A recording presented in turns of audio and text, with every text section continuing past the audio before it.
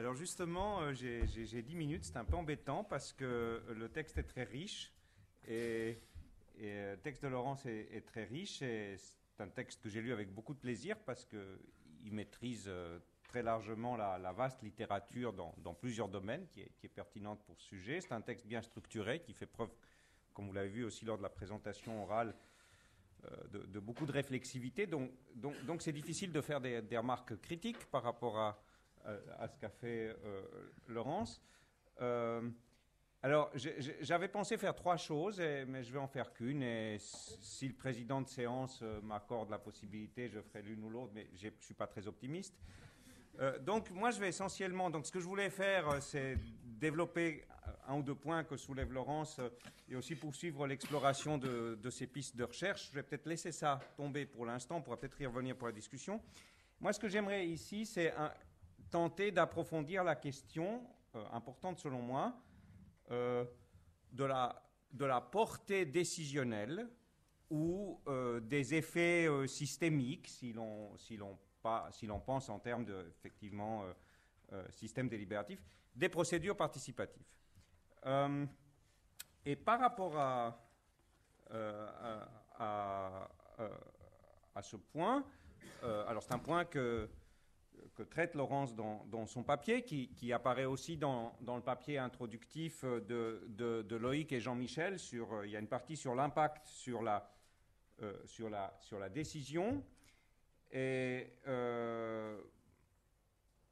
Laurence a cité quelques travaux qui cherchent à expliquer les variations d'impact des procédures participatives et délibératives sur la décision.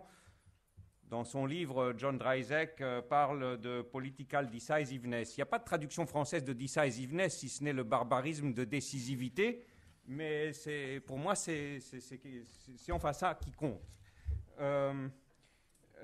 Alors, l'argument de Laurence, auquel j'adhère tout à fait, c'est que le couplage de ces procédures à la décision, c'est le maillon faible. C'est le maillon faible et on parle souvent de politique symbolique, d'effets d'annonce, etc. Mais c'est embêtant que ce soit le maillon faible parce que nous sommes, je crois, ici dans une question qui devrait être au cœur d'une analyse des politiques publiques qui se préoccupe de la qualité démocratique des processus décisionnels. Donc la question de l'empowerment.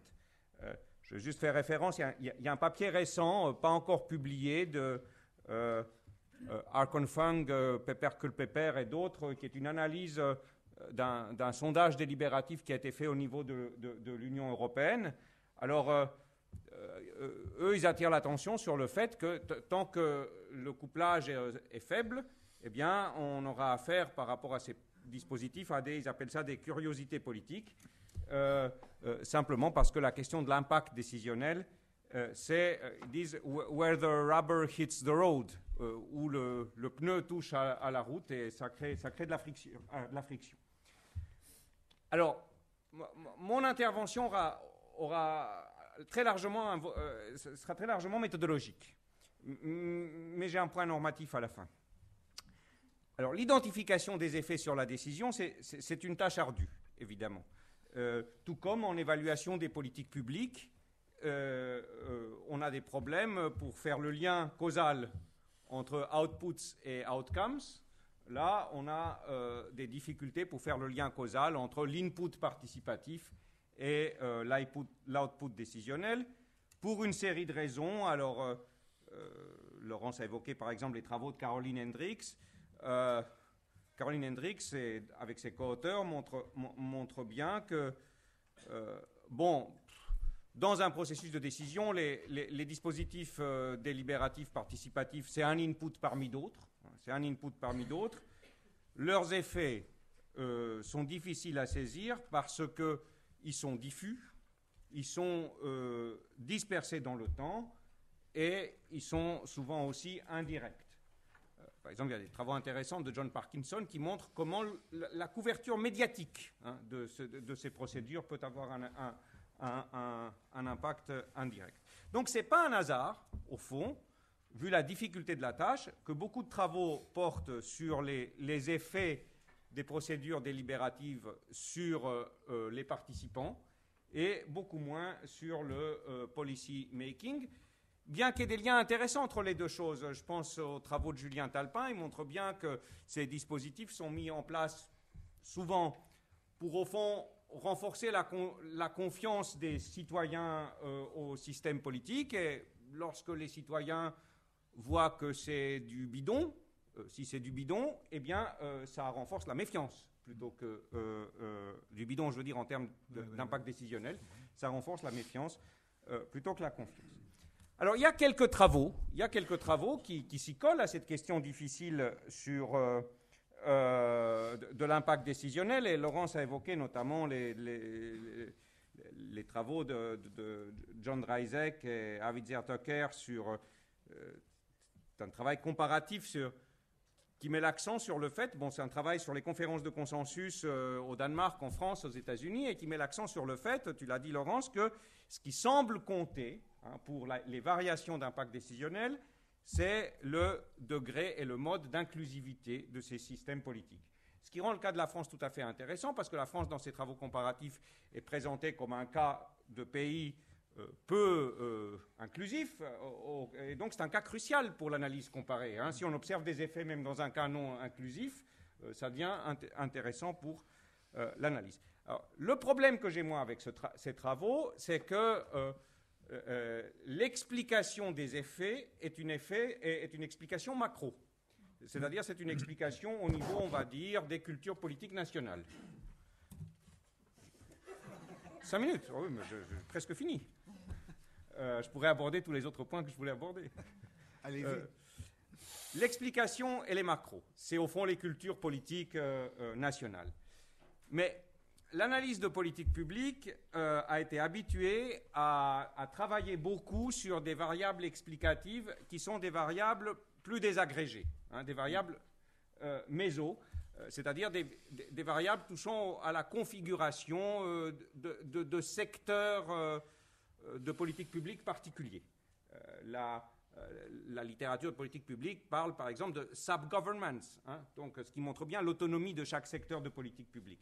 Donc, au fond, il faudrait faire un travail d'identification de variables explicatives des effets qui se fasse à un niveau plus désagrégé, me semble-t-il. C'est à ce niveau-là qu'on peut mieux faire de la traçabilité des effets. Alors la question c'est comment faire ça ? La question c'est comment faire ça ? Alors je pense que il y a des pistes, sauf que ces pistes n'ont pas beaucoup été explorées par l'analyse des politiques publiques, mais on les trouve plutôt dans des travaux de politique, d'autres domaines de la politique comparée. Je pense qu'il faut de toute manière recourir au raisonnement comparatif, c'est-à-dire dans une certaine mesure raisonner en termes de cas de contrôle, prendre par exemple des cas contrastés.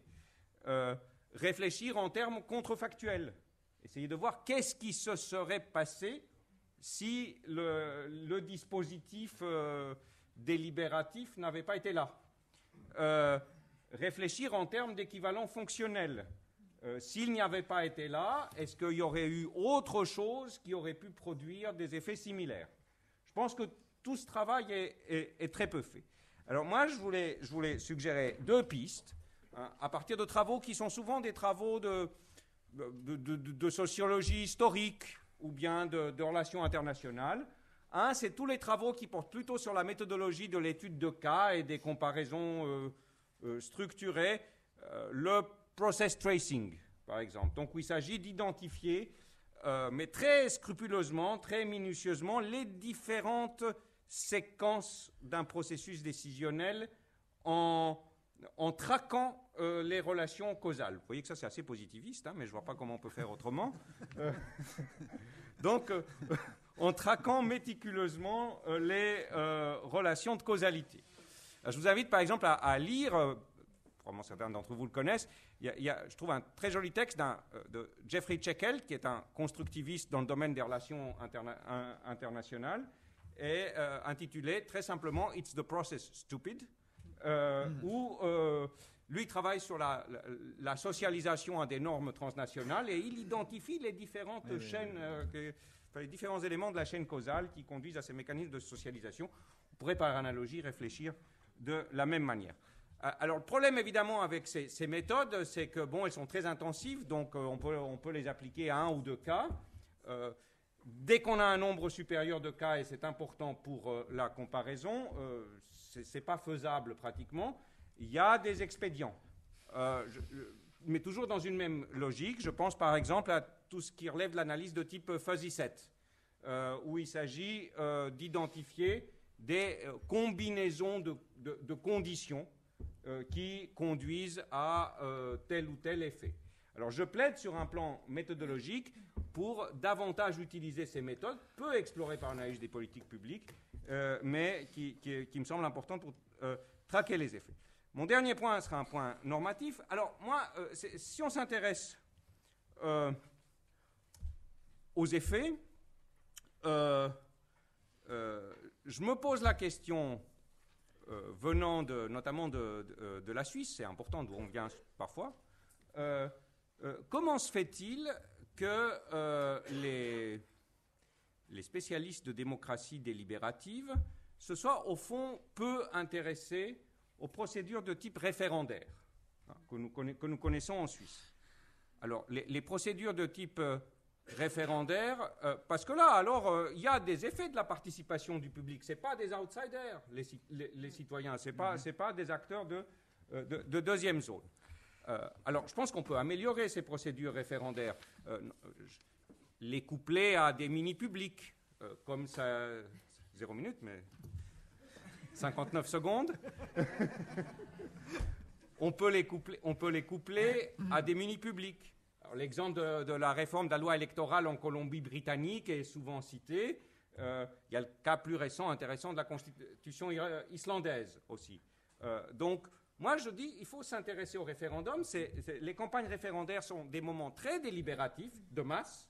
De masse. Il y a, je crois, un travail de mon collègue Laurent Bernard qui montre les effets des campagnes référendaires en Suisse sur le sentiment de compétence des citoyens.